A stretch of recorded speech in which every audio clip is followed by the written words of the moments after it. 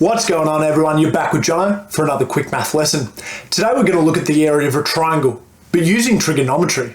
I know that we did area of a triangle when we were in year 7, but using trig is actually a really key way just in case we don't have enough information. So we need to know that the area of a triangle is a half times base times height.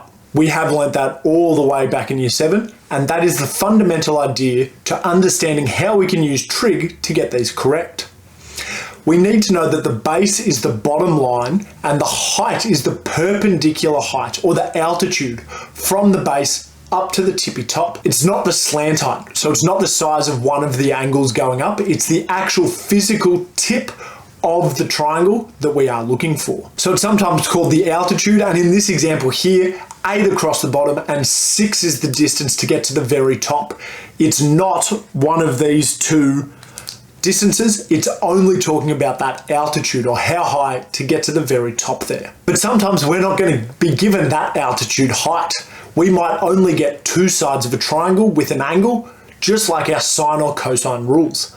So we do need to know how to find that perpendicular height in order to get these correct every single time. So if I've got an example triangle here, I have an angle down at number C. So I'm going to call that angle C. But I have to find out the perpendicular height or the altitude in order to find the area of this triangle. The base is actually still B for this example. We're going to use this as the base, which means I need the height up in order to find the area. So this H here becomes really important. If I wanted to find that H in terms of my angle C, I could do it just using right angle trig. I have C, on the opposite side of this triangle is H, and the hypotenuse is A. So that means I can use the sine rule. So sine C, which is the angle down here, is equal to opposite, the H over there, divided by A. So I'd have H over A. In order to get H by itself, I'd have to times A to the other side. So I've got H is equal to A multiplied by sine C. So if that's my height, that defines my height. So if I want to find my area, I've got the base, that's B. I know the formula, and I've got H now. So I know that it's a half multiplied by the base, multiplied by the height, which is A sine C.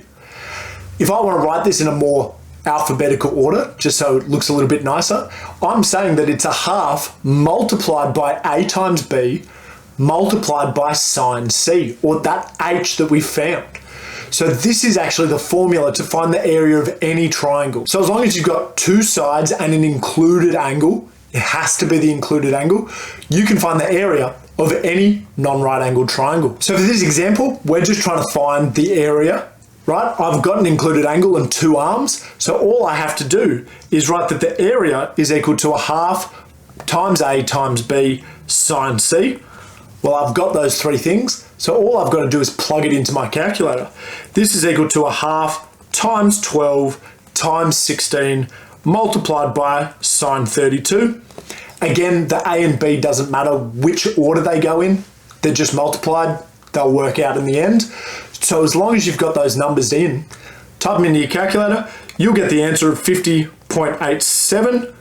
We need to know that this is going to be in units squared, because it's area, units squared. So you can just write centimeters squared. And that's full marks. Seems pretty easy. So these area questions do often go with cosine rule because we do need the included angle and two arms. So just always watch out for area questions that have really high mark totals. So this is a 4-mark question. What we did in the last one was a one-step equation. That's not worth 4 marks. So just be wary if you see high marks and area of a triangle. So for this one, I've got 12, 6, and 15, but I don't know what the size of the angle is. In order to find the area of this triangle, I need that angle. And the only way I can do that is using the cosine rule.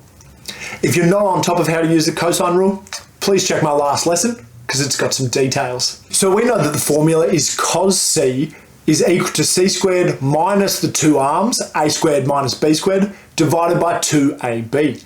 So if we use those numbers for this example, we've got cos C is equal to 15 squared minus 6 squared minus 12 squared divided by 2 times 6 times 12. Throw that into your calculator and you're going to get the answer 5/16. That's not going to fit in. We can't have an answer that's less than 1. It's going to be an incredibly small degree. So make sure you know that you've got to hit inverse of cos in order to find the degree by itself. So if you hit cos -1, 5/16, that's going to give you the answer of 71.79. That's the size of our angle. Can you please write degrees in there? Because I don't want you to forget that that's not your final step. That is just the size of the angle that we need to find. Because I now have that angle and the size of the two arms next to it, I can use our area formula without even having to think. So now I've got the area is 1/2 times A times B times sine C. A and B is 6 and 12.